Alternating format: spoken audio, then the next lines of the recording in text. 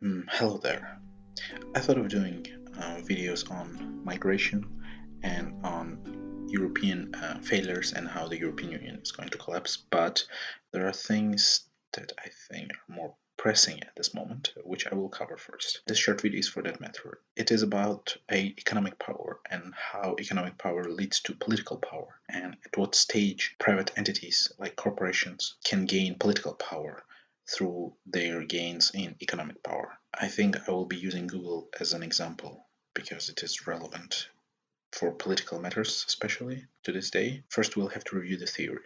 And the theory states there are several versions of market competition, and they are generalized as perfect competition, monopolistic competition, oligopoly, or oligopsony, depending on the seller or buyer perspective, and monopoly or monopsony, which also depends on seller or buyer perspective. What we have a product, a number of firms, an entry, and a market strategies.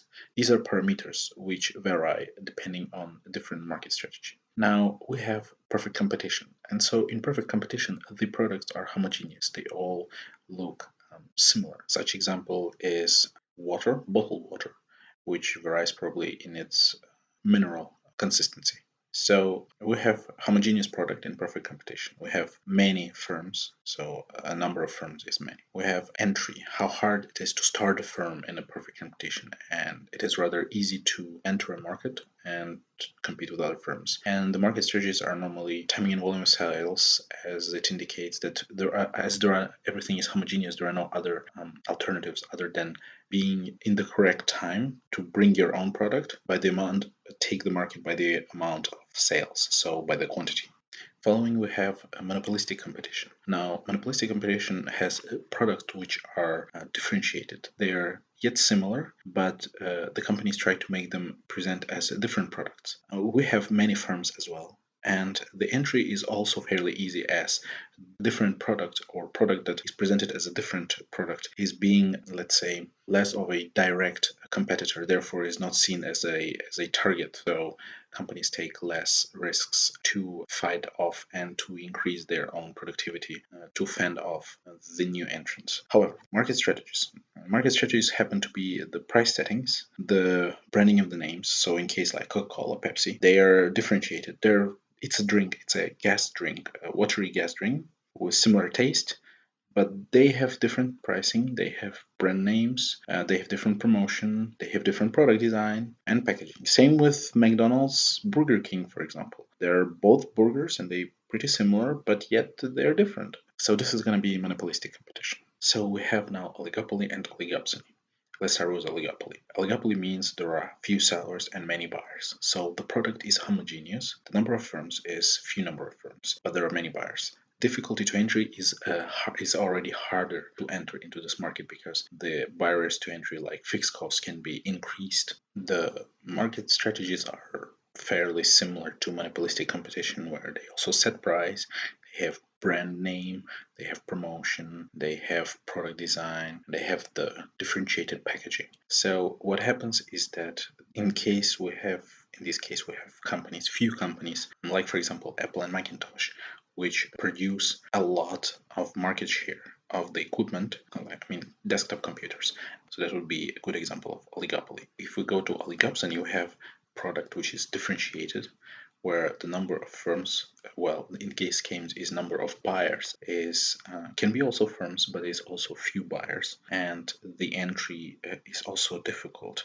So the firms compete for their buyers, and it's hard for them to compete because there are very few and they're very demanding. The market strategies, well, in this case, if you have differentiated product, then you have to have the brand name, you have to have the promotion. It's the same. It goes the same both ways for oligopoly and oligopsony. So they're pretty much similar.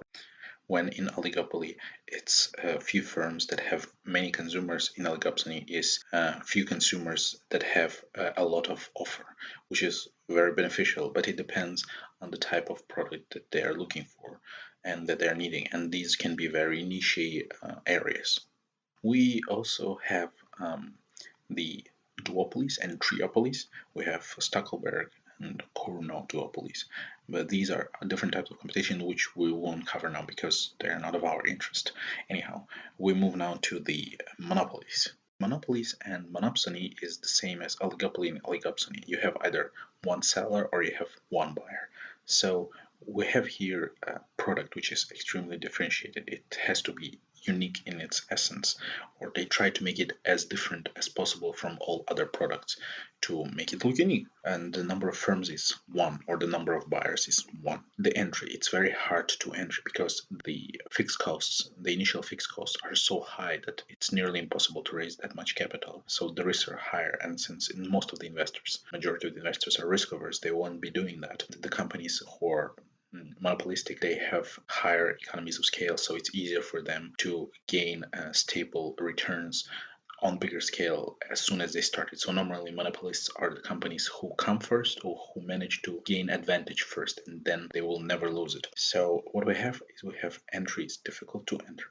So market strategies. We have setting of the price is based on the equation of marginal revenue being equal to marginal cost, which indicates the most suitable situation for the company to set their price on the product. We will not cover this at this moment, but we will go further into explaining our case here, which is the Google's case. Anyway, what we have also very important to understand that some of these companies, as they gain power, they can artificially increase barriers to entry for new companies or make life for existing companies harder. And for such purpose, certain governments create antitrust rulings that help them prevent these companies from doing so. Of course, these rulings can be hard to achieve due to certain effect called lobbying, but yes, never happens.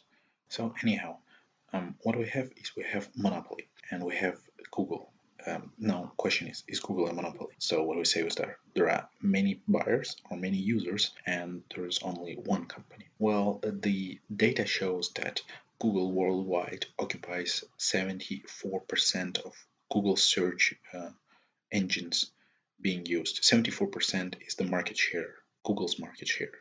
I'm not mentioning YouTube and other services that they own, but that's 74%, which is rather high considering that other companies are very low on this list and their share is almost invisible in case of Baidu, which is only 11%.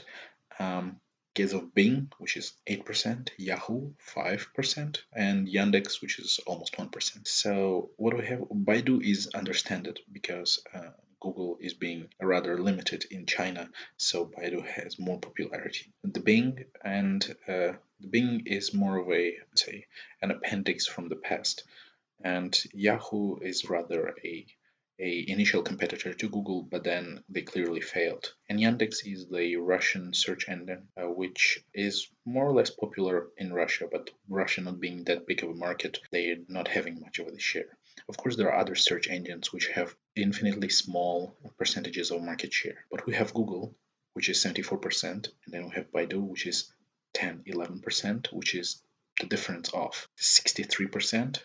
We can say Google has clear advantage over worldwide market share. Now, what does that mean? It means that many companies can compete. I mean, almost no companies can compete. And in case of Baidu, can compete only because China suppresses Google in China, and therefore Baidu has a chance to have effect on the Chinese consumer. Well, they don't have much choice anyway, right? We have Google being 74%, and we can say, well, they're pretty much approaching the monopoly, the monopolistic state. Now, what does that mean? Well, it means that given the recent scandals from the political race in US and their involvement into affecting their search engine results to hide certain things that would be of let's say, postmodernist side, it comes rather understanding that Google has influence all over the world on a bigger scale, and that their decisions through their search engine, through YouTube, their spread of ideology, their influence can be significant. And if certain people understand that, they would use these tools. I mean, as companies, the Google and YouTube, they will use them as a, let's say, mediums of influence, a propagandistic nature. Now, how do they do? First, they oppress those, suppress those who are in their views wrong and promote those who are in their views right. Now, what happens? Does in this case government has need to have an influence over such companies? Well, we can say, oh no, it's easy. You just create another company if you don't like it.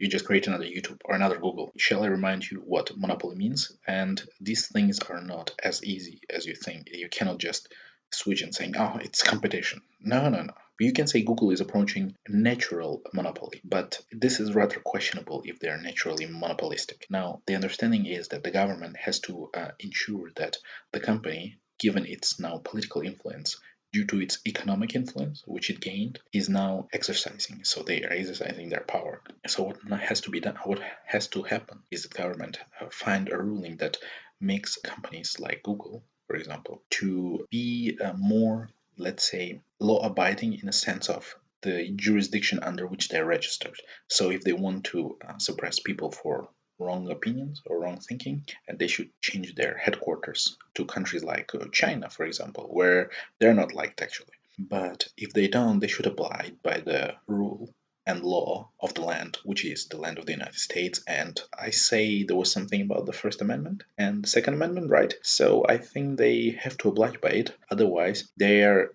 indirectly becoming the propaganda machine against the values of the country, and they're spreading it all over the world, which can be rather disturbing given that the ideas that they come upon or philosophy that they, let's say, feel soft towards is the murderous philosophy through which a lot of people didn't make through tautology. Anyway, you understand what has to be done and you understand where it can lead to. And the economic power brings to political power. And for that reason, China is coming out of rumble because economically, well, that will be another episode.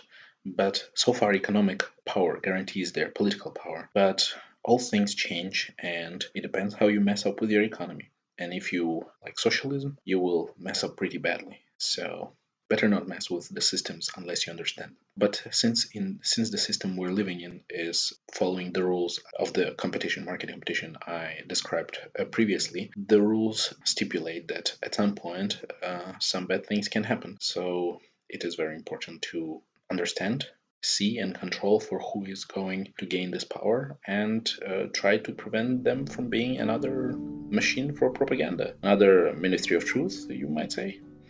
That's it for me for now. See you in the next episodes. Cheers.